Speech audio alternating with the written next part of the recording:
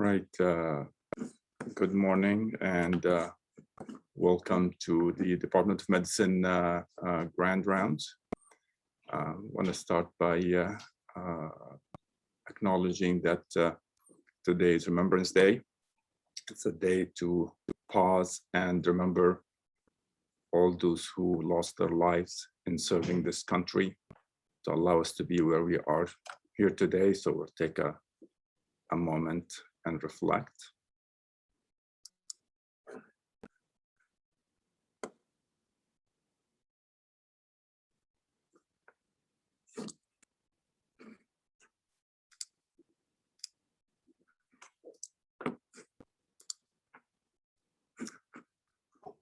I also want to acknowledge that I'm situated upon the traditional territories of the Hadensawnees and Mississaugas. This land is covered by the Dish with One Spoon Wampum agreement between the Hadensawnees and Anishinaabe, and all of us on this land to share and care for the resources around the Great Lakes. I understand this is a virtual event, so some of us may not be on the same territory, so please take a moment and reflect on those who has come before us and allowed us to be where we are today.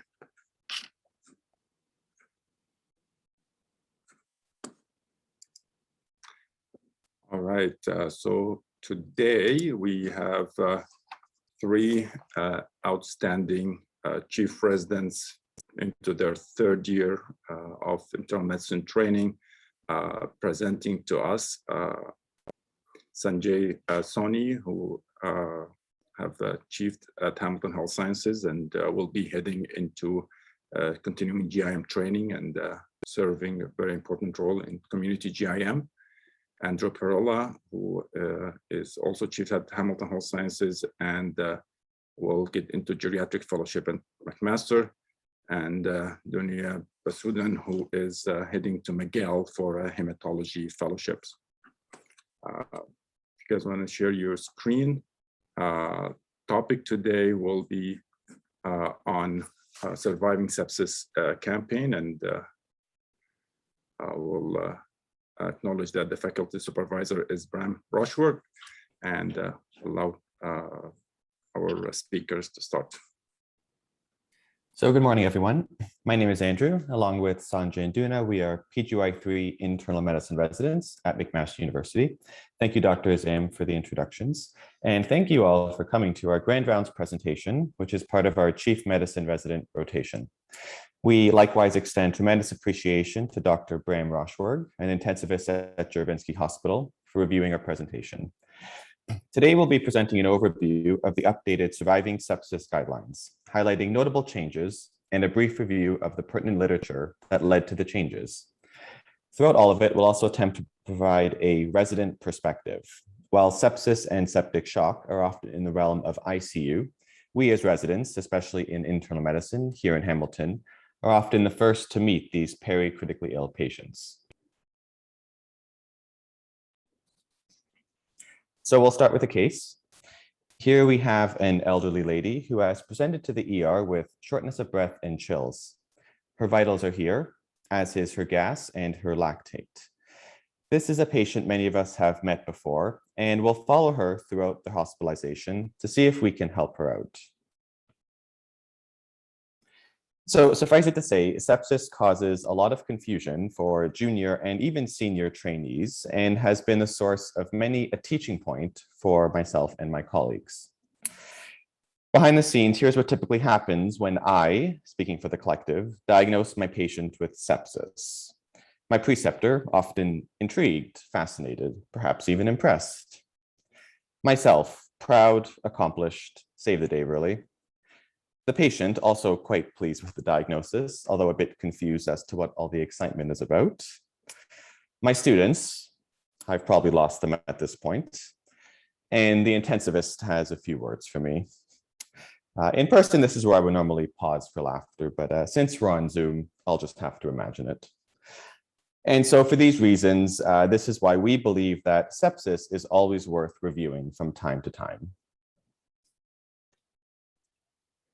Hi, everyone. As Andrew said, my name is Sanjay. This is the overview for our talk. We plan to highlight the changes from the last surviving sepsis guidelines, categorized into updates in diagnosis and updates in treatment. We'll start with the updates to screening for sepsis. As a reminder, these are the definitions for sepsis and septic shock. Sepsis can be defined as life-threatening organ dysfunction caused by a dysregulated host response to infection. Clinically, this equates to an acute change in the SOFA score greater than or equal to 2 and a suspected or documented infection. Septic shock is a subset of sepsis in which underlying circulatory, cellular, and metabolic abnormalities are associated with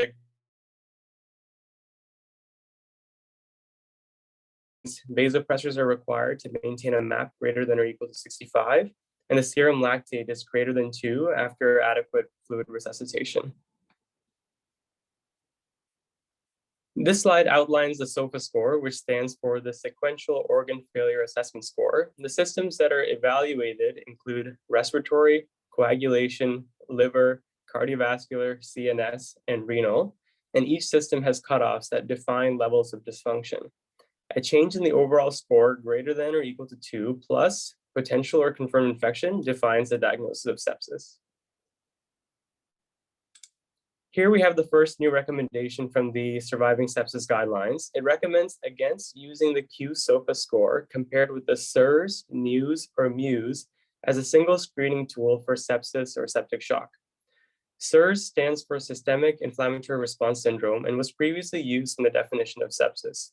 It's evaluated based on the criteria shown here: hyper or hypothermia, tachycardia, tachypnea or hypocarbia, leukocytosis, leukopenia, or a left shift with greater than 10% immature bands. 2 or more is considered a positive score. The NEWS and MEWS, which are mentioned above, refer to national and modified early warning scores, respectively. The name early warning score is pretty self-explanatory. It's a set of criteria with points that helps identify patients that are especially unwell and need closer clinical care. The Q-SOFA or the quick SOFA score is something that can be done at the bedside. It's positive when you have 2 or more of the following: altered LOC with GCS less than or equal to 13, systolic blood pressure less than or equal to 100, or a respiratory rate greater than or equal to 22. This score was defined by the Sepsis 3 group in 2016 and length of ICU stay. Since the Q-SOFA has been defined and evaluated in terms of sensitivity and specificity for mortality in sepsis, the systematic review by Fernando and colleagues in 2018 reviewed 38 studies and consistently found that the Q-SOFA was less sensitive, but more specific compared to the SIRS criteria. Another systematic review by Herwanto and colleagues in 2019 reviewed 121 studies and again found the Q-SOFA to be sensitive and more specific. Overall, given the low relative sensitivity, we can see why the Q-SOFA doesn't work as a single screening tool to rule out sepsis, but it still has use in predicting adverse outcomes when it is positive.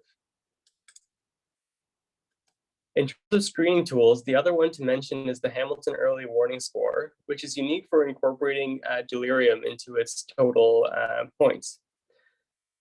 In theory, there's an escalation in notifying members of the patient's healthcare team when certain thresholds are met. Based on the vital sign criteria shown here and the patient's neurological status, if the points add up to 3 or above, the charge nurse is notified and the frequency of vitals is increased. Greater than 4, and then the junior resident is informed. Greater than 5, the senior resident and usually race should be called as well. And for greater than 6, the MRP should be aware of the patient's clinical status. Returning to the case, we have our 80-year-old female who presents to the ER with 3 days of shortness of breath and chills. We've seen the initial vital signs, VBG, and lactate. By this time, ER has given Tylenol, fluid bolus, and antibiotics in the form of ceftriaxone and azithromycin as empiric coverage for a respiratory source. And now they refer to the SMR overnight. So on your assessment, you find the temperature is 38.2, the heart rate is 110, blood pressure is 85/50, rest rate's 20, and oxygen is 92% on a 40% venti mask. GCS fortunately remains at 15. So based on the scores we talked about, the SIR score would be 2 out of 4 for the fever and tachycardia. The SOFA we can say is at least 1 based on the low map, but you need more blood work for the complete score. And the Q SOFA is 1. And the Hughes score here would be 5. Given the positive SIRS and the MUs, your suspicion for sepsis remains. Even if the Q SOFA is not positive, we know that it doesn't rule out sepsis. So now we proceed to the physical exam. The next new recommendation is to use capillary refill time to guide resuscitation as an adjunct to other measures of perfusion. The capillary refill time, or CRT, is measured by applying firm pressure to the ventral surface of the right index finger, as shown here with the glass microscope slide.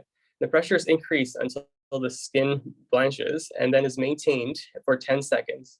The time for the skin to return to normal is timed, and greater than 3 seconds is considered to be abnormal. The Andromeda shock study in 2019 had 424 patients with septic shock randomized to resuscitation guided by lactate or with CRT. Lactate was checked every 2 hours with looking for normalization or a reduction by 20%. And CRT was checked every 30 minutes with the goal of bringing it below 3 seconds. The resuscitation algorithm is shown here on the right. The first step is to determine fluid responsiveness based on dynamic measures, and bolus fluid as indicated. Notably, the next step is based on whether the patient has a history of chronic hypertension. If they do, the vasopressor dose is increased to maintain a MAP of 80 to 85. If CRT or lactate improves as per the predefined thresholds, the new MAP target is maintained. If not, the target is returned to the previous, which is greater than or equal to 65. And we recall that this study looks at septic shock specifically. So these patients are already on norepinephrine when this algorithm is started. This step just decides whether to target a higher MAP or the typical of 65 or greater.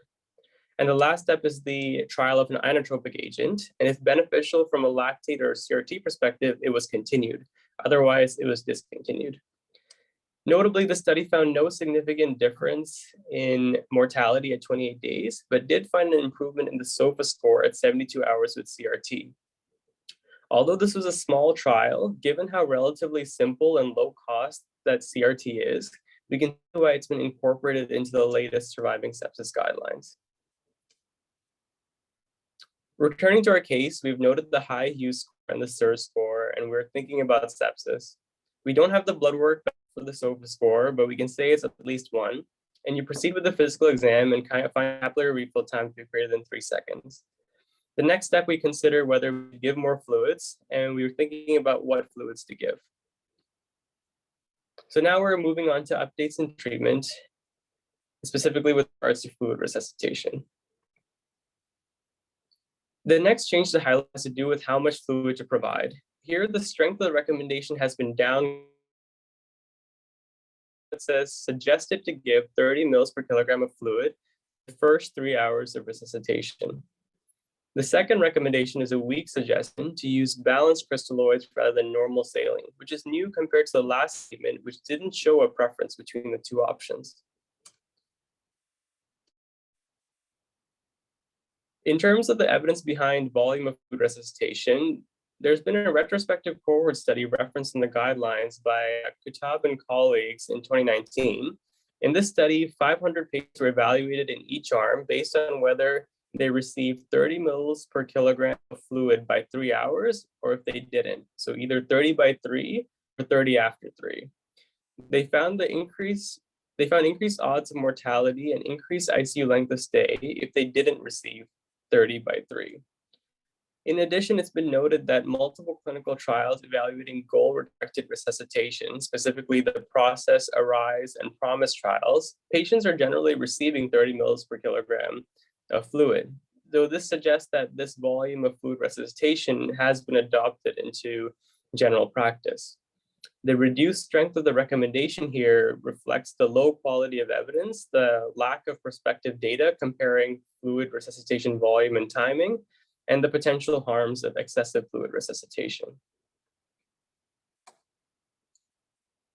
Here we'll review the evidence behind the recommendation favoring balanced crystalloids. In chronological order, we first have the systematic review and network meta-analysis by Dr. Rochberg and colleagues. The studies they evaluated didn't compare balanced crystalloids and normal saline directly, but they were able to make an inference of an association between balanced crystalloids and reduced mortality. Then we have the split RCT in 2015, where approximately 1,100 patients in each arm were given normal saline versus balanced crystalloids. But in this case, only 4% of the patients were diagnosed with sepsis. And in terms of outcomes, no significant difference was found for AKI, renal replacement therapy, or mortality. The SMART trial in 2018 had approximately 7,800 patients in each arm, approximately 15% diagnosed with sepsis. And here there is a reduction in the composite of death, new renal replacement therapy, or persistent renal dysfunction, favoring balanced as opposed to normal saline. And there was a subgroup of this study looking at the patients diagnosed with sepsis specifically, which had only 800 patients in each arm. And this showed reduced mortality, greater number of vasopressor-free and renal replacement therapy-free days that favored the balanced group. We also note this one trial that wasn't included in the surviving sepsis guidelines, perhaps because it was published quite recently in August 2021. It was a large trial with approximately 5,200 patients in each arm, about 19% of them diagnosed with sepsis, and they found no significant difference in the primary outcome of 90-day mortality or in other secondary outcomes, need for renal replacement therapy or AKI. And again, they looked at the sepsis subgroup and there was still no significant differences. Overall, based on suggestion favoring balanced crystalloids, however, the very recent BASICS RCT weakens this already weak recommendation. With regard to our case, we're still suspecting sepsis, so we proceed to top up our patient's fluids to reach the suggested 30 milliliters per kilogram of fluid. We recall the weak recommendation for balanced crystalloids in septic patients, and so you choose 2 liters of Ringer's lactate, and now you pause to consider whether to broaden antimicrobial coverage. Hi, I'm Duna, and I'll be talking about the updates in the treatment and antibiotic recommendations. So back to our case, investigations started to come back. We have a CBC significant for leukocytosis of 17, creatinine of 200 from a normal baseline, and a chest X-ray that shows right lower lobe airspace consolidation.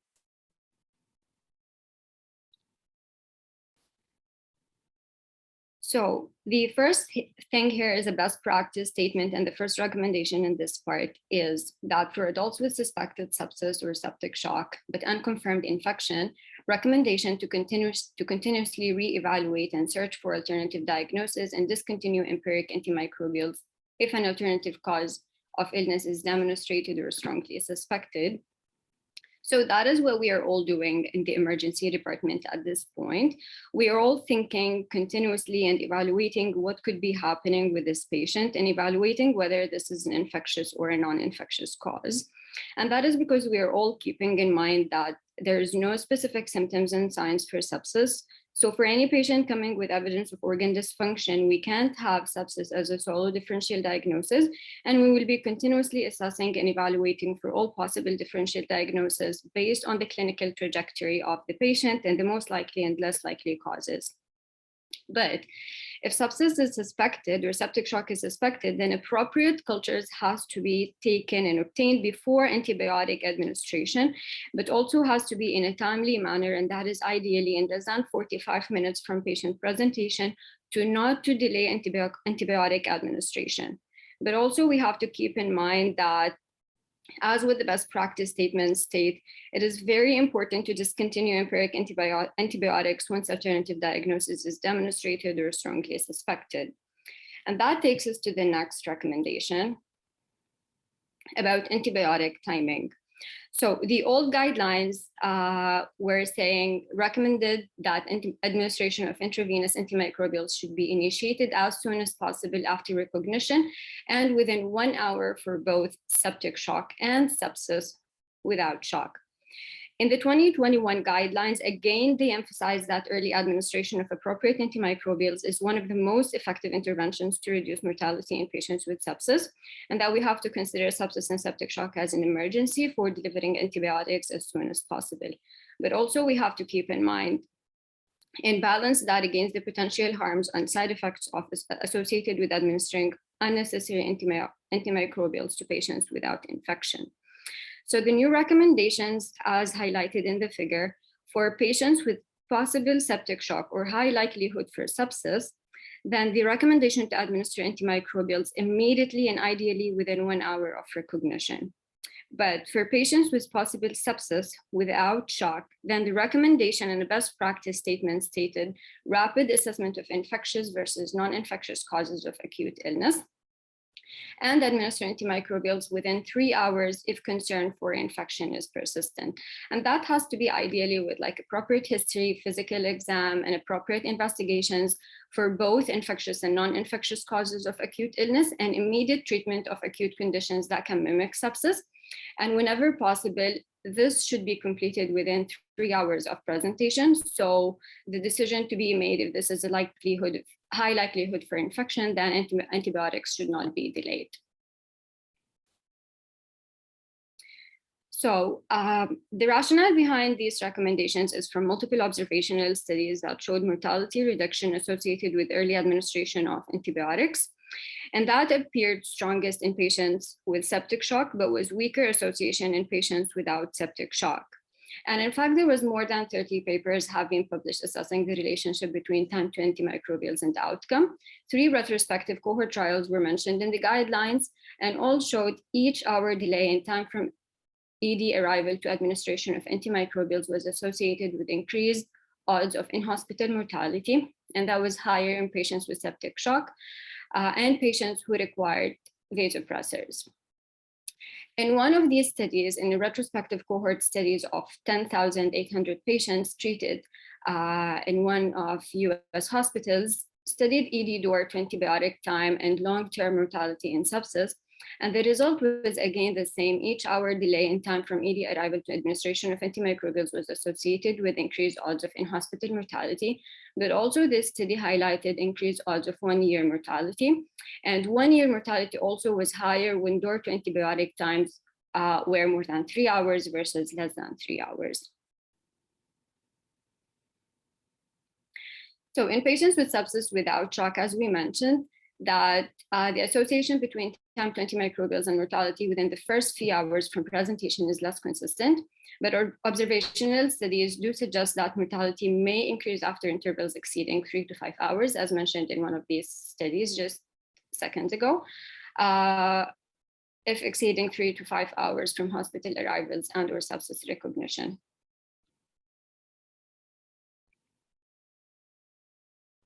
So the next recommendation was, do we need positive procalcitonin to start antimicrobials? So this is maybe irrelevant because we don't use procalcitonin in Hamilton, but just for anyone who may practice outside Hamilton to know that procalcitonin has poor specificity and sensitivity. And the panel suggested against using it plus clinical evaluation as meta-analysis studied procalcitonin guided protocols for antibiotic initiation versus usual care, found no difference in short-term mortality, length of ICU stay, or length of hospitalization. And also there was no data about long-term mortality or readmission rates, and there was no data about costs associated with procalcitonin use. So back to the case now, we ensured that blood cultures were drawn before antibiotics and in timely manner, and also her antibiotics were administered at appropriate time. The question now comes in as the patient is still sick, do we need to broader empiric coverage? So about empirical antimicrobial coverage, the old guidelines recommended empiric broad spectrum therapy with 1 or more antimicrobials for patients presenting with sepsis or septic shock to cover all likely pathogens, including bacterial and potentially fungal or viral coverage. The new guidelines highlighted more when to empirically consider coverage for MRSA, MDR, and when to consider starting antifungal, and if we have to start antiviral therapy in sepsis or septic shock patients. For the scope of this presentation, we will be covering MRSA and MDR indications because this is what we most likely encounter in medicine. So first, I'll be talking about the MRSA coverage. So knowing that MRSA accounts for approximately 5% of cultures positive infections among critically ill patients, we also should know that starting antibiotics active against MRSA depends on 3 factors. The first is patient-related risk factors for MRSA, to know that prior history of MRSA infection or colonization, those with recent IV antibiotics, those with history of recurrent skin infections or chronic wounds, hemodialysis patients, recent hospital admissions, those with invasive devices, and those with severe illness. And also to know the risk of harm associated with withholding treatment for MRSA in patients with documented MRSA. So that was mentioned among, like in studies among documented patients with documented MRSA infections, a delay of 24 to 48 hours until antibiotic administration was associated with increased mortality in some studies, but not in others. And the third factor is to know that harm associated with MRSA treatment in patients without MRSA. And that was also mentioned among studies for undifferentiated patients with pneumonia or sepsis, where broad spectrum regimen, including MRSA coverage, had higher mortality, particularly among those without MRSA. But also these studies suggested early discontinuation of MRSA coverage associated with better outcomes in patients with negative MRSA. So the conclusion is to know high-risk patients for MRSA, and that failure to cover MRSA in patients with MRSA may be harmful, but also unnecessary MRSA coverage in patients without MRSA may also be harmful. Next is when to consider MDR coverage. First, just a reminder about what is the meaning of MDR organism.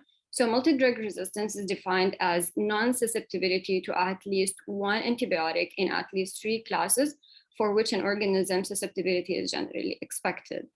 And the recommendations from the 2021 guidelines about that is for patients with sepsis or septic shock and high risk for MDR organisms, suggest to use 2 antimicrobial coverage, gram-negative coverage for empiric treatment over 1 gram-negative agent.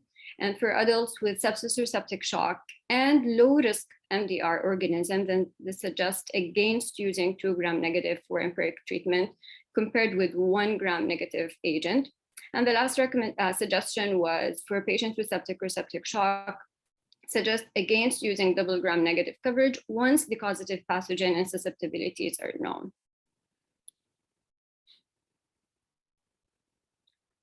So the empirical use of multi-drug therapy needs to take again into consideration patient-related risk factors, but also it's very important to keep in mind local bacterial resistance and the severity of illness. And we do empiric multi-drug therapy with double coverage to ensure that at least one agent is effective against the offending organism, but once the causative organism and susceptibilities are identified, then sustained double gram-negative coverage is rarely necessary. So the systematic review with a meta-analysis of 10 RCTs studied empiric mono versus combination antibiotic therapy in adults ICU patients with severe sepsis or septic shock. And the results, there was no difference in mortality and no difference in other patient important outcomes.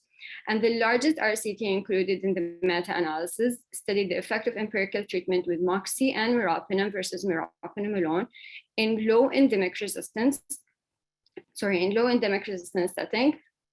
on sepsis-related organ dysfunction in patients with severe sepsis, and the results were consistent with the results of the meta-analysis. So severe illness itself or ICU patient itself does not mean MDR coverage, but the patient's risk factor and the local resistance of organisms. The next part is about source control. So for adults with sepsis or septic shock, recommendations that rapidly identifying or excluding specific anatomical diagnosis of infection that requires emergent source control and implementing any required source control in interventions as soon as medically and logistically practical. And that could be anything from like an abscess or debriding an infected necrotic tissue or like an infected device, or like even empyema, cholangitis, cholecystitis, or pyelonephritis. All this has to be controlled.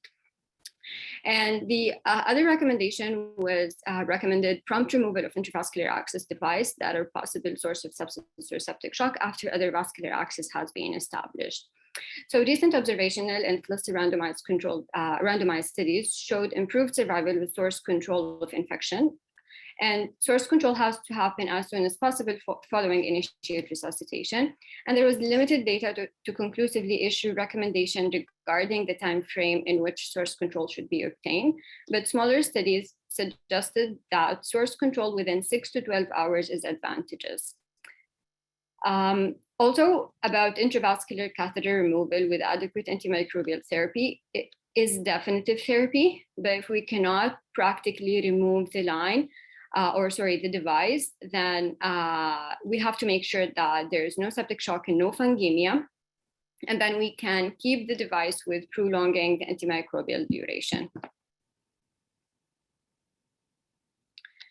So back to the case, pan culture is appropriately sent. The patient received adequate fluid resuscitation. She received ceftriaxone and azithromycin. 3 hours later, repeat vitals are still unstable. She's still febrile, 38.5. Heart rate is still tachycardic. Blood pressure is 80/40. And her repeat lactate is 4. So at this point, we diagnosed the patient with septic shock, and we know that the patient had prior MRSA pneumonia. So we decided to broaden the coverage against MRSA with vancomycin adjusted to her kidney function. So the SMR is paged stat to the ward. Despite broad spectrum antibiotics and several boluses of fluids, her MAP remains 60. Our patient is not doing so well, and it looks like we've reached the end of our ward-based resuscitation. Moving on to vasopressor treatment. So the 2021 guidelines continue to herald norepinephrine as supreme over the other vasopressors. There is one drug we would like to draw your attention to, however, and that is angiotensin II. So the ATHOS-3 trial by Kenna et al. In 2017 has given spotlight to perhaps a new player in the treatment of sepsis. In ATHOS-3, 321 patients on norepinephrine or another vasopressor with suboptimally controlled mean arterial pressures were randomized to angiotensin II or placebo as the second agent. The primary endpoint was defined as a MAP increase of greater than 10 or a MAP reaching greater than 75 by hour 3. This was achieved in 70% of the angiotensin II patients versus just 23% of the placebo patients. As secondary endpoints, while angiotensin II showed a reduction in SOFA score, it failed to show an improvement in 28-day mortality compared to placebo. Mortality benefit itself, of course, being difficult, if not unreasonable, to prove in ICU trials. At the time of these guidelines, the committee had insufficient evidence on efficacy and safety to further comment on the role of angiotensin II in sepsis, giving it very low quality of evidence. As it stands, the evidence continues to support norepinephrine as the first-line agent. In septic shock without cardiac compromise, I think most of us are still turning to vasopressin as the adjunct to norepinephrine. If the day comes that we see some head-to-head trials for the runner-up vasopressor in septic shock, we may yet see a rise of angiotensin II as the second-line option. A new addition to the guidelines was the recommendation to start vasopressors peripherally to restore mean arterial pressure rather than waiting for a central line. In our experience, this is something that is routinely done in Hamilton anyway. The evidence for this recommendation stems partly from a 2015 systematic review by Lubani and Green, which showed that administration of vasopressors for less than 6 hours in a well-placed peripheral catheter, which they defined as a catheter proximal to the antecubital fossa, is unlikely to cause local tissue injury. And our final topic today is that of steroids. For adults with septic shock and an ongoing requirement for vasopressor therapy, we suggest using IV corticosteroids. Weak recommendation, moderate quality of evidence. Prior studies using steroids in sepsis have been able to show a quicker reversal of shock, which was seen in Corticus in 2008, but failure to prevent progression from sepsis to septic shock, which was seen in Hyperus in 2016. While steroid use in sepsis was supported in the 2016 guidelines, the wording in the 2021 guidelines of moderate quality of evidence is an upgrade from weak quality of evidence. And this is thanks to 3 RCTs that have been published: Vanish, Adrenal, and Approaches.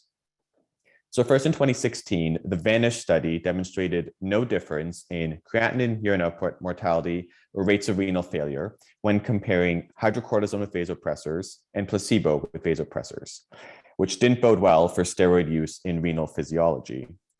Then in 2018, Approaches demonstrated improved 90-day survival with the use of hydrocortisone plus fludrocortisone in addition to vasopressors compared to placebo, with a relative risk of 0.88. And Adrenal, also in 2018, on the other hand, showed no difference in 90-day mortality in mechanically ventilated patients with septic shock if vasopressors were combined with steroids, but did demonstrate improved secondary outcomes, including shock reversal, ICU length of stay, and days on the vent. There are notably subtle differences between these 3 trials. For example, hydrocortisone infusion versus bolus dosing, as seen in Adrenal, combining fludrocortisone with hydrocortisone in Approaches, and whether the trial patients were vented or not, such as in Adrenal, and the use of a planned steroid taper, as in Vanish. Nonetheless, these findings push the guideline committee sufficiently to gently increase the strength of the recommendations from 2016. Evidently, steroids in sepsis could be an entire presentation on its own, and for that, I refer you to the 2018 systematic review by Dr. Bram Roshberg of the Juravinski ICU and about 7 other Hamilton physicians for a more thorough review. Finally, in the last 2 minutes, we'd like to share with you how the surviving sepsis guidelines translate to typical patient care here in our Hamilton hospitals. The acute management of the patient overnight usually involves one or all of the quintessential SMR cocktail: fluids, antibiotics, steroids, Lasix, or heparin. We'll suspect sepsis with our clinical judgment and select our treatment concoction. Once on the ward, we will perform frequent checks and adjust therapy. At this point, the patient is usually looked after by a team of medical students, JMRs, and the SMR. Our resuscitation will be guided by the physical exam, including vitals, capillary refill time, and volume status. POCUS may be helpful in identifying volume status, pulmonary congestion, and potentially a gross estimate of cardiac function. Blood work will be trended to see if our SOFA score is headed in the right direction or the wrong direction. Once in the step down, we will continue our ward management, but this place allows for closer monitoring and increased ventilatory support as well. The preceptor and SMR largely manage the step down patients at the Hamilton General Hospital, so we've become comfortable at least starting the peripheral pressors mentioned in the guidelines. At this point, one would also consider steroids. And should a patient continue to deteriorate clinically, they may find themselves in the ICU. Although we felt it beyond the scope of today's talk, the ICU is where additional monitoring and resuscitation can occur. So that concludes our presentation. We thank you so much for listening. Thank you, Sanjay, Duna, and Andrew for this very good summary of the changes and really very practical approach. So really appreciate it. So if you have any question, please put in the Q&A section or raise your hand. I'm going to bring you in. I see Dr. Gerstein has a hand up, and so I'm going to allow Herzl in to ask a question as I see the Q&A. So Herzl, go ahead. You can hear me okay? Yeah, great, okay. Thanks. Thanks for that really nice presentation and review. I think it's nice to be updated as to what's happening. One thing I'd like to hear the comments on, I think it's very appropriate that you wrote that before giving, or that you stressed that before giving antibiotics, you should draw a blood culture. I would strongly ask and suggest, and I'm not sure why this is not there, before giving steroids, you should draw a blood for ACTH and cortisol and send it to the lab. Because what happens with these patients is that a week and a half later, somebody says, oh, they've got Addison's disease. And it's impossible to figure that out really because they've been given steroids for the last 2 weeks or something of that nature. So in the same way that you draw a blood culture before you give antibiotics, people should draw in the emergency department a blood test, send it off to the lab for an ACTH and a cortisol, because if it comes back high, they didn't have Addison's disease. So I think it's simple to do, and I think it should be included in the guidelines. I don't think it is, but endocrinology gets asked to see these patients a week later saying, rule out Addison's disease, which is impossible, and because of all their other comorbidities. So I don't know if you have any comments about that. Thank you, Herzl. Any comments from our speakers?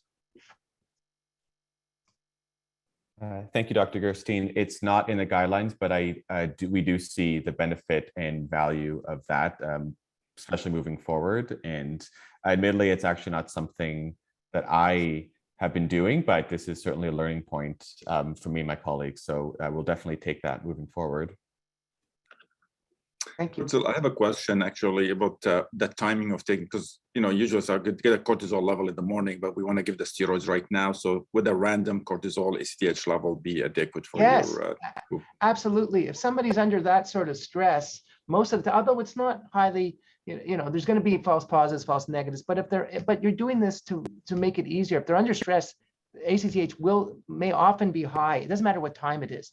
I mean, but if it is, then pardon me, if ACTH is high, despite all the stress, then you're going to think that this probably is Addison's disease. If it's normal, it doesn't really help you.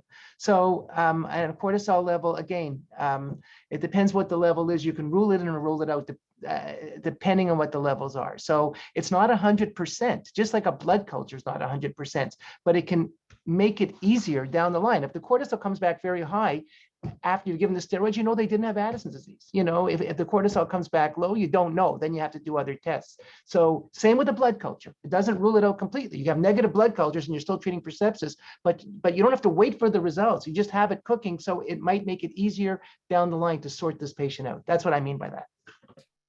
Interesting. It was an old practice that, I would say 20 years ago, we used to do, but now we dropped it. So I think something to bring back again to help identify those patients.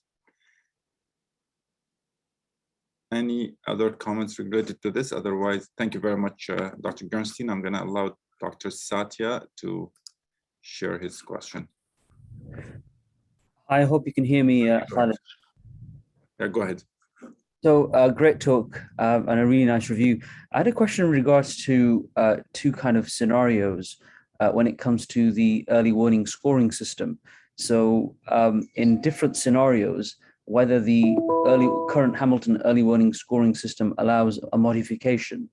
For example, many patients with COPD or lung disease, their target saturations, even at home, may be 88 to 92%.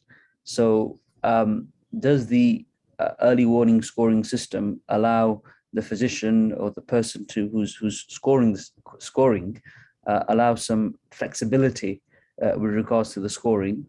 And the second issue is related to the treatment pathway.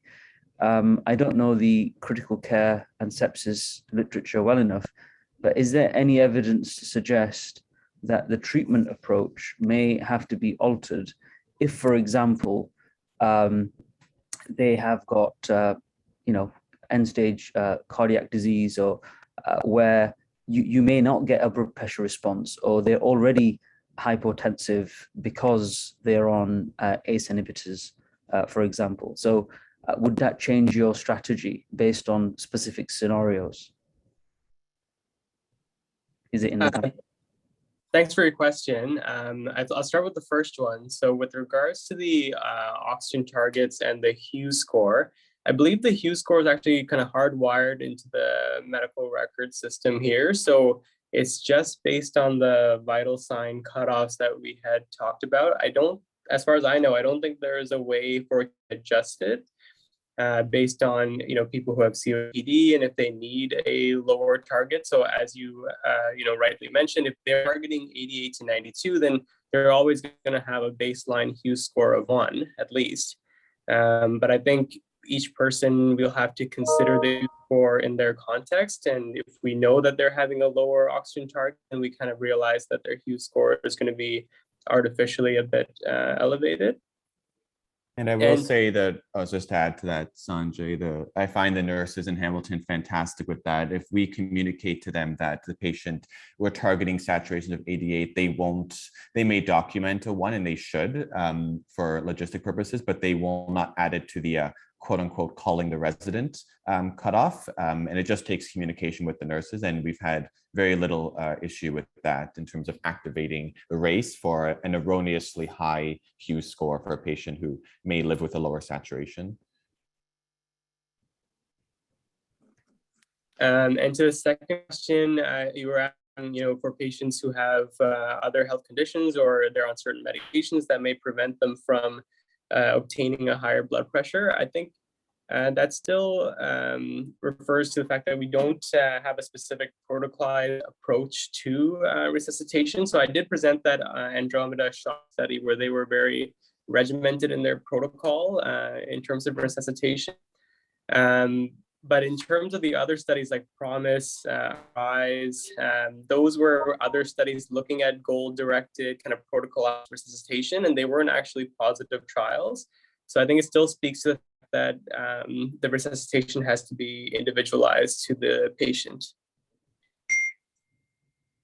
Great, thanks, guys. It's just that I was just thinking that if somebody's on, even for example, somebody's on a beta blocker prior to admission, then they may not have a tachycardic response. So they may not have a high heart rate. So in certain situations, you might actually want to go the other way where, somebody whose baseline heart rate might be 60 and now they're at 90. For them, that's a 50% increase in heart rate. So although they haven't hit the 110 criteria. So maybe it's something to look into further. Definitely, yeah. Thanks for your comments. Thank you, Imran.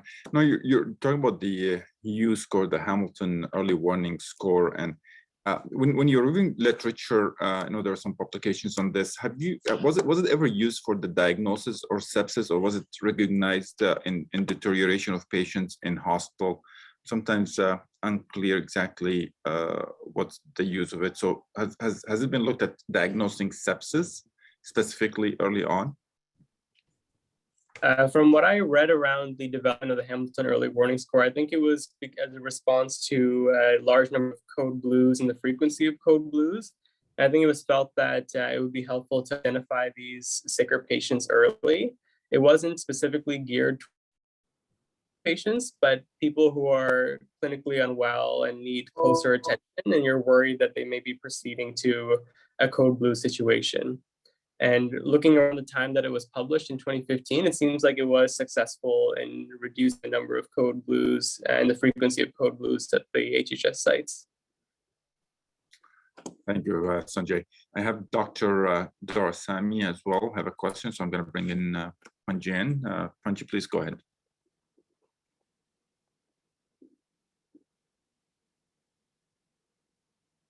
Dr. Doraisamy, do you have a question? So your hand is up. Can you hear me? Oh yeah, I can hear you now. Please go ahead. Right. I just want to thank our colleagues that presented this very eruditely. So I just want to bring back a sort of a historical perspective about timing of medication in patients with sepsis. And about 20 years ago, I remember attending a lecture by the late Roger Bone from Rush University in Chicago, and he was considered the father of intensive care and probably sepsis research at the time. And one of the concepts that he brought up was the compensatory anti-inflammatory response that we see in sepsis. Now, the basis for this was largely based on cytokines, sort of upregulation of the compensatory cytokines in patients with sepsis. And so if one tries to give steroids at that point, you may actually make it worse. So once again, it's talking about the timing of medication, notably in this case, steroids, for example. So now that we have many cytokines and we're able to assay some of these things, how does this all fit into the timing of our treatment, particularly with regard to steroid treatment?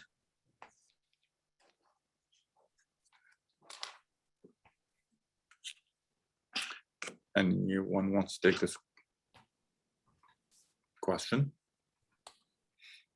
I can't say I've practiced medicine in the time of assaying proteins. Admittedly, so to try to answer the question, it was never discussed in the guidelines. Certainly the risks of steroids are well described. It have to do more with the metabolic compromise of hyponatremia and hyperglycemia. We didn't come across any literature that had discussed practice from then. Would be curious to see if it's been incorporated into recent studies. Yeah, there was more just a comment. Yes, and I think it would be interesting because, if one looks at sepsis, there's a whole spectrum, from the point of SIRS to the point where the patient has got multi-organ dysfunction or failure, and in between, there is a compensatory anti-inflammatory response. And if you pass that compensatory anti-inflammatory response, you're going to proceed to a mixed sort of anti-inflammatory response syndrome, as it were, where we have both beneficial and deleterious sort of cytokines. And I think the timing is therefore important. So it may be interesting to look at, when we're considering steroids, maybe draw blood and look at some of this, the inflammatory cytokines and see where we are in that sort of spectrum of sepsis. And perhaps just a final comment, at least the residents in my cohort and around us, we're kind of trained with the mindset of, steroids go with the pressors, that we wouldn't start a steroid treatment in somebody with sepsis. HyperS already proved it won't prevent septic shock. But once we're requiring mean arterial blood pressure support, that's usually the time we're considering some hydrocortisone. So perhaps, Dr. Doris, somebody that's maybe already past this protective anti-inflammatory window, as I'm just kind of hypothesizing, because we would never start them or rarely start them at the outset in the emerge on these patients.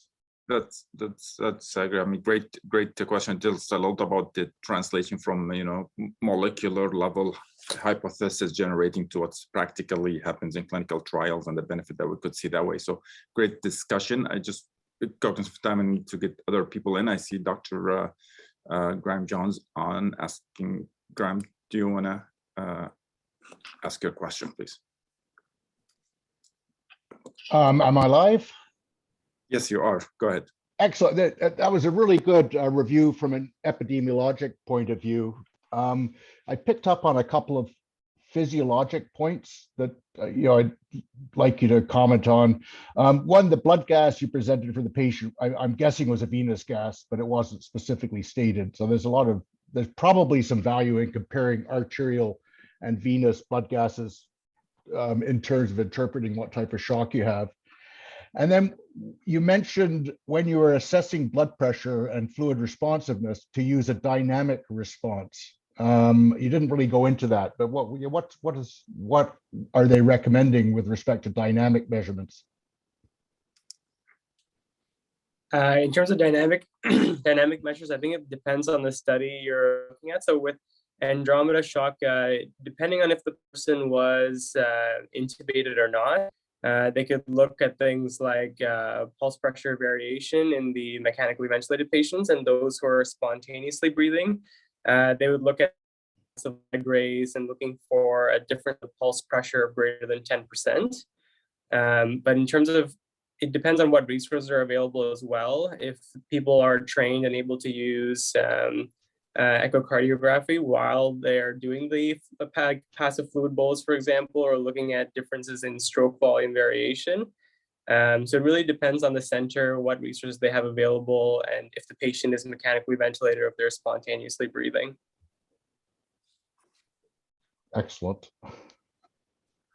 Thank you.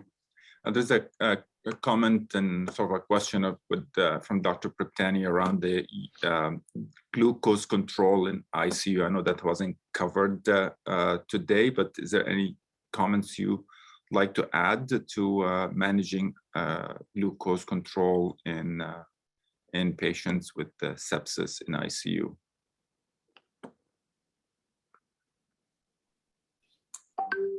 There were no specific comments in these guidelines. They did reference a very thorough 2018 systematic review by Dr. Rauschberg. I presume the glucose question is referring to steroids. Once they're added, I'll separate it. We know hyperglycemia and subsequent neuromuscular weakness is a consequence of steroids. If this is glucose control without the use of steroids, just as a metabolic response, we didn't see any specific targets outlined in the guidelines, probably favoring that it's quite patient by patient specific. Now, the old guidelines, I do believe, had referenced the nice sugar study, which did recommend more liberal, up to, I think, 10 of a cap sugar or glucose at least. These ones didn't go into that much detail, I guess, favoring that the practice is still the same. Well, thanks, Andrew. I don't see any more questions or raised hands, so I think this is well timed as well. You guys have done a fantastic job. This is a really well presented, very informative, highly practical grand round. So I really appreciate what you've done today. You've done a great job. Thank you very much. Great discussion and interactivity today. So really appreciate it. And we'll thank you as well from Leslie, Dr. Martin, to everyone. And thank you for joining this morning. I will end the grand rounds right now and wish you all a great day. Thank you. Thank you all for coming.